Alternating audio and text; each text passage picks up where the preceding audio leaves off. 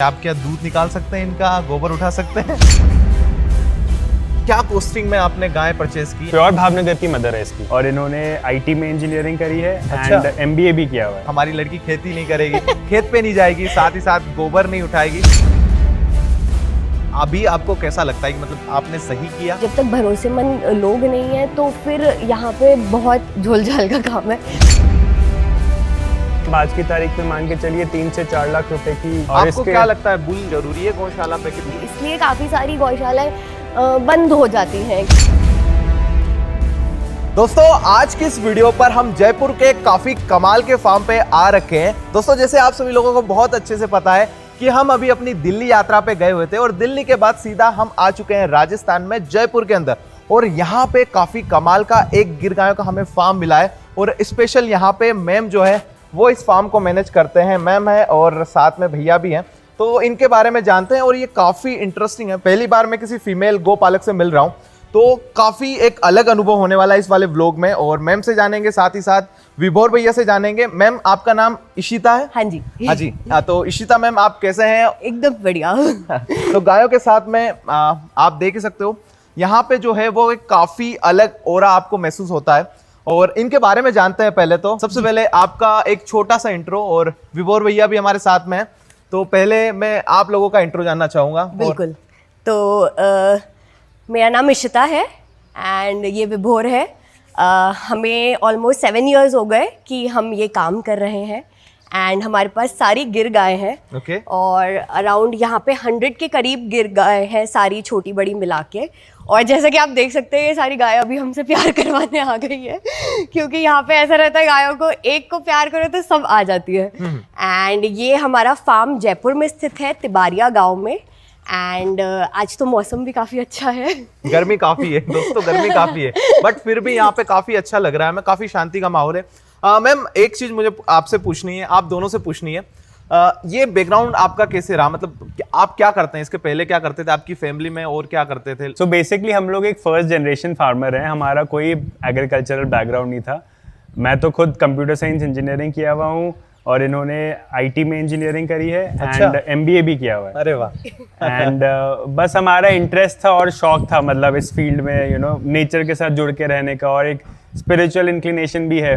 तो वो जो 9 to 5 वाली जो लाइफस्टाइल होती है, कॉर्पोरेट लाइफस्टाइल, वो हमें मतलब चाहिए ही नहीं थी। स्टार्टिंग से हमने माइंड मेकअप कर लिया था। And by God's grace luck बहुत काम करता है। By chance we got this opportunity कि हमें मौका मिला कि हमें ये सारी मतलब गायों को रखने का और इस तरीके से सारा ऑर्गेनिक फार्मिंग करने का। ओके। तो आइडिया कैसे आया? मतलब कहते हैं ना कि एक पुट तो हमें कुछ तो कुछ करना पड़ता है, मतलब एक कदम तो बढ़ाना पड़ता है। आप दोनों में से पहली शुरुआत किसने की थी? मैंने करी थी 7 साल पहले। ओके। तो हम इनिशियली पहले 2 गाय लेके आए थे, वो खुद के कंजम्पशन के हिसाब से ही हम लेके आए थे। और वो भी इसलिए लाए थे क्योंकि मेरे फादर को एक वैद्य ने रेकमेंड किया था कि देसी गाय का ही, स्पेशली अगर गिर गाय हो तो गिर गाय का दूध और घी का सेवन करने के लिए। ठीक है।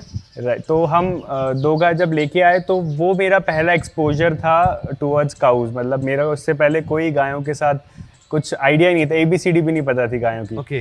तो जब घर पे हमने 2 गाय रखी, आप मानेंगे नहीं, 3 से 4 महीने में मेरे फादर को, जिनको वेरी हाई कोलेस्ट्रॉल रहता था फॉर 10 ईयर, 10 साल तक बहुत हाई कोलेस्ट्रॉल रहता था उनको, वो लहसुन का पानी और सारी दवाइयाँ वगैरह लेते थे, लेकिन 3 महीने के अंदर इन गायों का घी और दूध से ही उनका कोलेस्ट्रॉल एकदम नॉर्मल लेवल में आ गया, और 7 साल हो गए आज तक उनका एकदम नॉर्मल कोलेस्ट्रॉल है।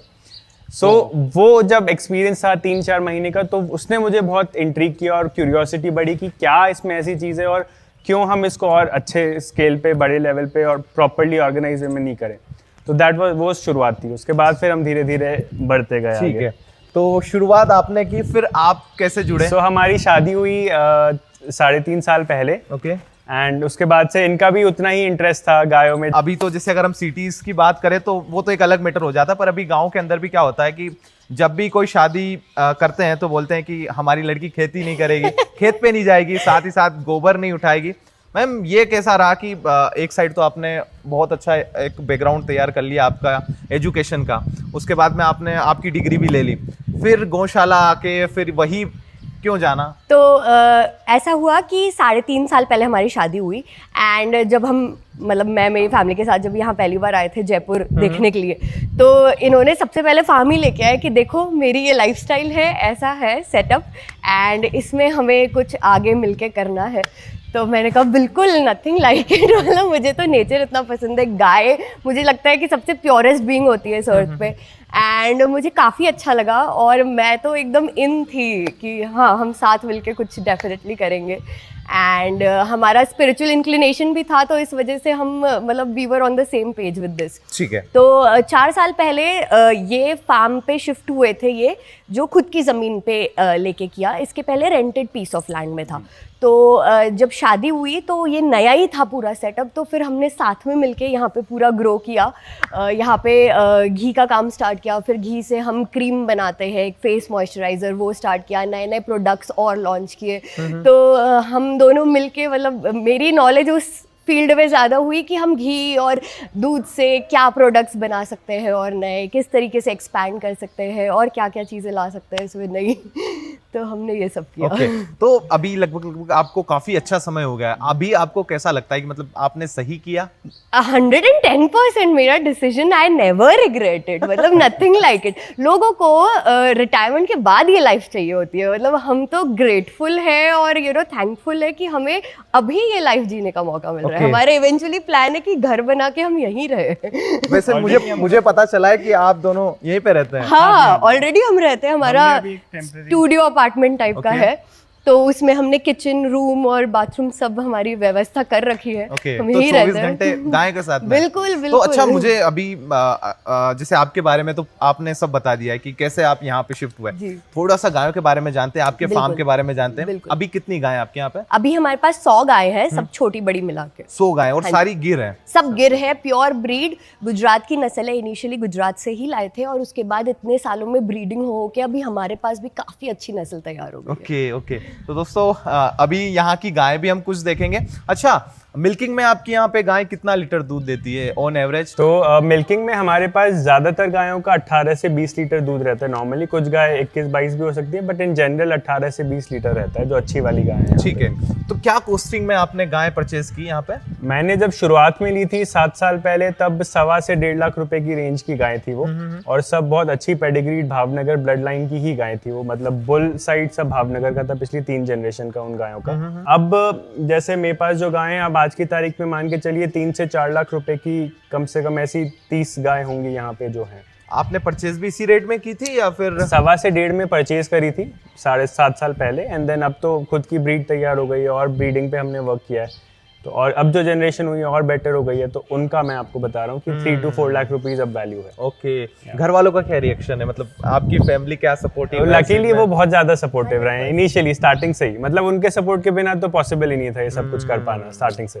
विभोर भैया, जैसे अभी आपकी एज यंग है, तो मैम आप दोनों कहीं ना कहीं, देखो हर किसी को काम होता है, मान लो आप 2-4 दिन के लिए कहीं बाहर चले गए, शादी में जाना हुआ, बिल्कुल। आपके घर वाले यहाँ पे आते हैं मैनेज करने के लिए इसको? नहीं, एक्चुअली मेरे पेरेंट्स तो बाहर विदेश में रहते हैं, मेरा भाई एक है बड़ा, वो टोरंटो रहता है। हम खुद ही मैनेज करते हैं, लेकिन हमने इस तरीके से पूरे को एस्टैब्लिश कर लिया है कि हम अगर यहाँ नहीं भी रहे 1 महीना तो भी कोई दिक्कत नहीं आती, ऑपरेशन सब चलते रहते हैं। ओके, मतलब स्टाफ आपके पास में बहुत बढ़िया है। बिल्कुल। बेसिकली यहाँ का सारा काम काज हम ही देखते हैं, right from operations to marketing to गाय की पूरी देखभाल टू, बस स्टाफ हमने पूरा हमारे अंडर रख के रखा है कि सब चीज़ें अच्छे से वेल मैनेज्ड और ऑपरेट हो, वरना पूरा एवरीथिंग जो भी कुछ इशू होता है, हाँ वीडियोस भी हम ही बनाते हैं। तो बेसिकली आज की डेट के जो बोलते हैं ना गौपालक या फार्मर्स या एंटरप्रेन्योर, सब खुद ही करना पड़ता है बेसिकली। चलिए थोड़ा सा फार्म पे आगे भी चलते हैं, स्टोरी को आप कंटिन्यू रखिए। बिल्कुल। तो जैसे आपने बताया यहाँ पे काफी सारे चैलेंजेस होते हैं, देखो यहाँ पे गाय भी मस्ती कर रही है। तो ये सबसे अच्छी बात है कि गाय को हम खुला रखते हैं पूरे में, वो उछलते कूदते रहती है, खुश रहती है, तो उसके वजह से उनके प्रोडक्ट्स में भी वही हैप्पी हार्मोन्स आते हैं, उनके दूध वही एनर्जी होती है सारी चीजों में। Of course. तो ये सबसे ज्यादा जरूरी है कि अगर कोई भी गौपालन कर रहे हैं तो उनको खुला रखिए, बिल्कुल बंधा हुआ नहीं होना चाहिए। बिल्कुल। एक क्वेश्चन मुझे आप लोगों से पूछना है, आपको क्या सबसे बड़े चैलेंजेस लगते हैं डेयरी फार्मिंग में? जो आप अभी कर रहे हैं, या प्रोडक्ट्स हो गया, फिर फार्मिंग हो गया, फार्मिंग के बारे में भी आपने बताया था, पीछे है आपकी। बिल्कुल। मैम क्या चैलेंजेस हैं इसमें? तो सबसे बड़ा चैलेंज तो अगर मैं टॉप 3 चैलेंजेस बोलूँ तो सबसे पहले है कि अगर आप गौ पालन कर रहे हैं तो इट्स वेरी इंपॉर्टेंट कि आप नस्ल पे ध्यान दें, ठीक है। आपको बेस्ट क्वालिटी की ही नस्ल रखनी चाहिए कि ब्रीड प्योरिटी अच्छी हो, देख के आप गाय लें। दूसरा, इसका इंफ्रास्ट्रक्चर आप किस तरीके से बना रहे हैं, it's comfortable for the cows, it's comfortable लोगों के लिए जो वहाँ पे काम करने वाले हैं उनके लिए। तीसरा मैं ये बोलना चाहूँगी कि लेबर बहुत ज़रूरी होती है, कि सही तरह के लोग मिले आपको काम करने वाले, कि ये ऐसा काम होता है कि जब तक आप 100% इसमें नहीं लगे हुए हैं, जब तक भरोसेमंद लोग नहीं हैं, तो फिर यहाँ पे बहुत झोल-झाल का काम है। सबसे बड़ा इज़ मार्केटिंग। जब तक अगर आप सही प्राइस पे गिर गाय का दूध या घी या कोई भी प्रोडक्ट्स फॉर दैट मैटर सही प्राइस पे सेल नहीं कर पा रहे हैं, तो आपको वाइबिलिटी आएगी ही नहीं इस चीज़ में। मतलब क्योंकि एवरीबडी नोज कि कितना मुश्किल होता है, मुश्किल तो नहीं है, जिनको प्यार है गायों से उनके लिए देसी गायों को रखना, बट मेंटेनेंस बहुत आता है, प्रोडक्शन कॉस्ट बहुत आती है, और ऊपर से हम यहाँ पे सारी गाय रखते हैं जो ड्राई हो गई है या जो अनप्रोडक्टिव हो गई है। हम मेल काफ्स को भी उतने ही अच्छे से ग्रो करते हैं क्योंकि वो बहुत अच्छे बुल्स बनते हैं फिर बड़े होके। तो ये सब में करने में खर्चे बहुत आते हैं। अगर आप सही प्राइस पे नहीं सेल कर पाते या मार्केटिंग नहीं कर पाते तो नहीं आती है वाइबिलिटी। इसलिए काफ़ी सारी गौशालाएं बंद हो जाती हैं कि नहीं आता है समझ कि हम किस तरीके से रन करें, या बहुत सारे इस तरीके के चैलेंजेस आते हैं। अभी तो मुझे लग रहा है आप दोनों में काफी एनर्जी है।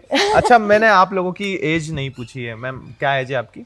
ओके, मैं 28 ईयर्स की हूँ। 29। तो जयपुर से आपका फार्म कितना दूर है? 30 किलोमीटर। 30 किलोमीटर की रेंज में। चलिए दोस्तों, अब थोड़ा सा गायों के बारे में भी जानते हैं। विभोर भैया, सबसे पहले गाय, आप अपनी कुछ खास गायें बताएं हमें जो कि आपको लगता है कि आपके फार्म की मेन हर्ड है। जैसे कि ये वाली है, यहाँ पे बैठी है वाली। हाँ, ये वाली बैठी है, इसको मैं खड़ा करूँ जी, ये देखिए।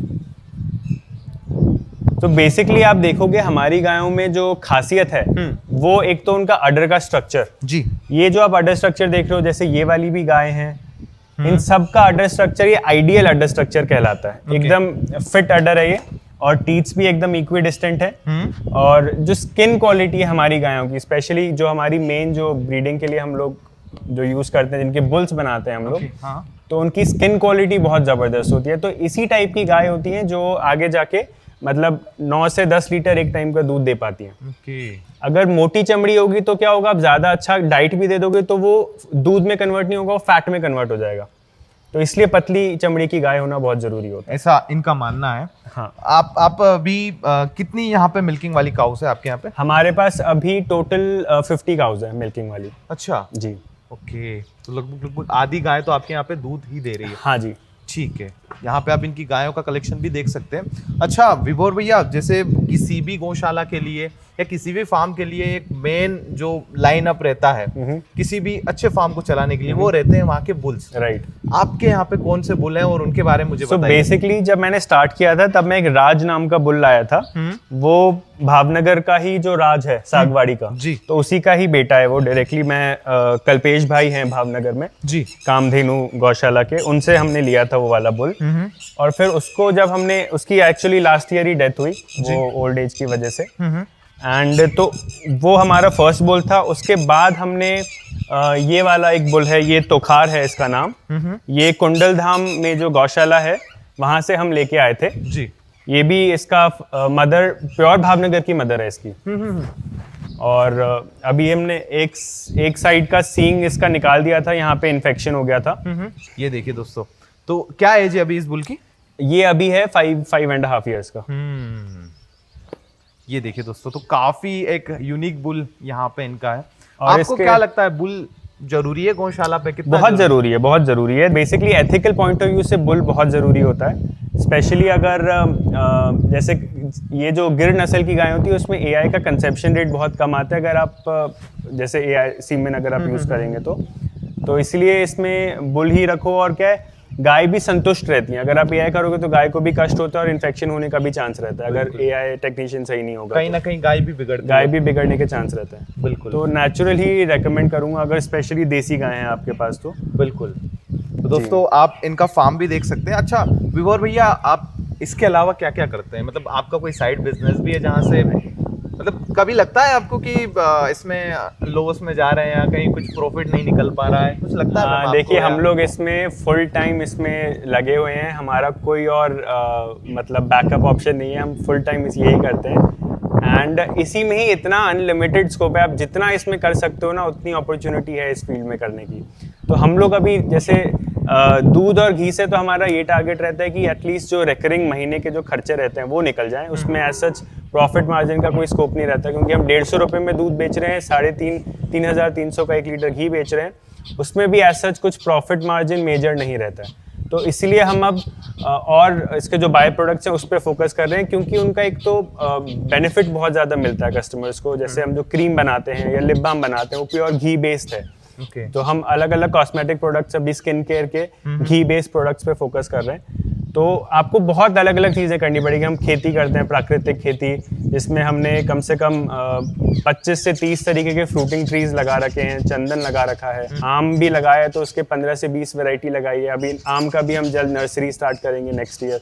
तो इसमें कोई मतलब स्कोप का वो नहीं है, लिमिटलेस स्कोप है इसमें। आप जितना कर सकते हो, जितना घुस सकते हो, आपको उतना आप इसमें अपॉर्चुनिटी आपको। लेबर के बारे में तो आप लोगों ने बता ही दिया मुझे। जी। आप क्या क्या कर लेते हैं? आप क्या दूध निकाल सकते हैं इनका, गोबर उठा सकते हैं? क्या लगता है आपको कि अगर कभी ऐसा कुछ मान लो कि कोई लेबर चला गया या सारी लेबर चली गई, तो फिर क्या करेंगे? तो ये काफ़ी इंटरेस्टिंग क्वेश्चन है, इसके बारे में मैंने सोचा नहीं कि दूध कैसे निकालेंगे, क्योंकि ऑनेस्टली मुझे नहीं आता है दूध निकालना। ऑफ कोर्स गोबर वोबर उठाने में कोई दिक्कत नहीं है, पर वो भी कभी किया नहीं। और हमारा मेनली यहाँ काम मैनेजमेंट लेवल पे होता है कि हम specially on the side of production side की प्रोडक्ट्स वगैरह या मार्केटिंग उसे कैसे करें, या टेक्निकल वेबसाइट वगैरह मैनेज करना, या सोशल मीडिया या वीडियोज़ बनाना यूट्यूब पे। दूध निकालना फ्रैंकली बहुत डिफिकल्ट टास्क है, और वो सीखना भी बहुत मुश्किल है, क्योंकि क्या गाय अगर आप ज्यादा टाइम तक उसके दूध निकालने की कोशिश करोगे तो दूध ऊपर चढ़ा लेती है। विभोर भैया मेरे यहाँ भी ऐसा ही होता है। कई बार क्या होता है कि एक साथ लेबर के घर पे शादी आ जाती है, या दोनों लेबर के घर पे एक सेम टाइम पे कुछ ना कुछ फंक्शन आ जाता है। अब उस टाइम पे कौन रहता है? मैं और मेरी फैमिली रहती है, तो मुझे जाना पड़ता है फार्म पे। कभी आपके साथ ऐसा कुछ हुआ है? हमने क्या बैकअप में 2 या 3 रखे हुए हैं। एक जने को छुट्टी जाने तो बैकअप में रहता है। टच वुड अभी तक हमारे साथ ऐसा नहीं हुआ है, बट हम आगे भी मतलब हमारे लिए बैकअप अवेलेबल रहते हैं। ओके, तो आप मशीन्स वगैरह का यहाँ नहीं, हम मशीन का इस्तेमाल नहीं करते हैं, पूरा मैनुअल है। फिर तो चैलेंज है, कभी ना कभी तो आपको ये फेस करना पड़ेगा। ठीक है, उसके लिए भी हम रेडी है, तैयार है। ये आपका पहले का ही शेड था ना पूरा? हाँ, ये हमने जब रेंट पे स्टार्ट किया था तो वहीं से शेड हमने यहाँ पे शिफ्ट किया था। और वहाँ पे जो भी हमें ऐसी चीज़ें लगी कि ये लूप होल्स है या इसमें इम्प्रूवमेंट हो सकता है, तो वो सब यहाँ पे कवर करके परफेक्ट एक इंफ्रास्ट्रक्चर बनाया है। जैसे आप देखें, जो गायों की खाने वाली जगह भी है, वहाँ पे हमने ऐसे जाली लगा के रखी है ताकि चारा छन जाए, नीचे पूरी मिट्टी चले जाए। और पाथवे जिस तरीके का बनाया है कि मिल्किंग काउज उस साइड बन देंगी, पार्टीशन किया है कि मिल्किंग काउज उस साइड होंगी, क्योंकि मिल्किंग काउज मिट्टी या गोबर में ना रहे, तो इसलिए उनका वहाँ पे पक्का बनाया है। और फिर बाकी की काउज इस साइड, तो मतलब वो काफी टेक्निकली अगर आप देखें तो यहाँ पे हमने उसका सेटअप किया है। अगले 5 साल में आप कहाँ पे देख रहे हैं अपने आप को या आपके फार्म को? इन नेक्स्ट 5 years हम चाहते हैं कि हमारी गाय भी कहीं गुना बढ़े, ऑफ कोर्स। एंड हम ये भी चाहते हैं कि ज़्यादा से ज़्यादा लोग गिर गाय रखें, ज़्यादा से ज़्यादा लोग गिर गायों को प्रोत्साहन दें। और क्योंकि ये हमारी इंडिया की ब्रीड है, तो इसको बिल्कुल देसी ब्रीड है, तो इसको बिल्कुल बढ़ावा मिलना ही चाहिए। And products point of view से हम चाहते हैं कि हम और रेंज बढ़ाए, जो हम मिल्क और घी से प्रोडक्ट्स शुद्ध लोगों तक पहुंचा सकते हैं। बिकॉज़ आज की डेट में आफ्टर कोरोना लोग काफ़ी हेल्थ कॉन्शियस हो गए हैं, तो सेहत के लिए हम जो कर सकते हैं लोगों की वो करना चाहते हैं। इसलिए हमने पूरी ऑर्गेनिक खेती भी यहाँ पे कर रखी है, तो उसमें भी हम जितना ज़्यादा सब्जियां, फ्रूट्स और अलग अलग तरीके की चीज़ें, जैसे अभी हमने मोरिंगा पाउडर स्टार्ट किया है, तो everybody knows it's a super food. तो इस तरह की चीज़ें हम और लाना चाहते हैं, और एनवायरनमेंट के लिए, क्योंकि ये ऐसा काम है जहाँ किसी भी चीज़ का एक्सप्लॉयटेशन नहीं है। गाय खुश है, लोग खुश है, उनकी हेल्थ इतनी अच्छी रहती है, काम करने वाले यहाँ पे खुश है, इन्वायरमेंट नेचर मतलब बहुत खुश अच्छा है, सॉइल में पूरा ऑर्गेनिक है पूरा, तो इसमें कुछ एक्सप्लॉयटेशन की चीज़ नहीं है। हमने यहाँ पे बायोडाइजेस्टर भी लगा के रखा है, तो वही साइकिल चलती है कि हम गोबर इसमें डालते हैं, फिर वही जाता है पूरे खेतों में स्लरी उसकी, और वही ऑर्गेनिक चारा फिर से गाय खाती है। तो हमने पूरा हरा चारा भी हमारा यही लगा के रखा है। बिल्कुल। तो दोस्तों ये था इस फार्म का एक डिटेल्ड व्लॉग। अगर आपको ये वाला व्लॉग पसंद आया हो तो आप सभी लोगों को बहुत अच्छे से पता है, इस व्लॉग को आपको शेयर करना है और साथ ही साथ लाइक करना है, और कमेंट सेक्शन में इस फार्म के बारे में आपको कुछ बताना है कि जैसे आपको ये फार्म कैसा लगा, यहाँ पे और क्या क्या चीजें होनी चाहिए। साथ ही साथ अगर आप इस टाइप का फार्म शुरू करना चाहते हैं तो आप कितनी गायों से वो शुरू करेंगे, वो मुझे आप कमेंट सेक्शन में जरूर से बताना। चलो दोस्तों, मैं मिलता हूँ आप सभी लोगों से हमारे अगले व्लॉग में। तब तक के लिए जय हिंद, वंदे मातरम।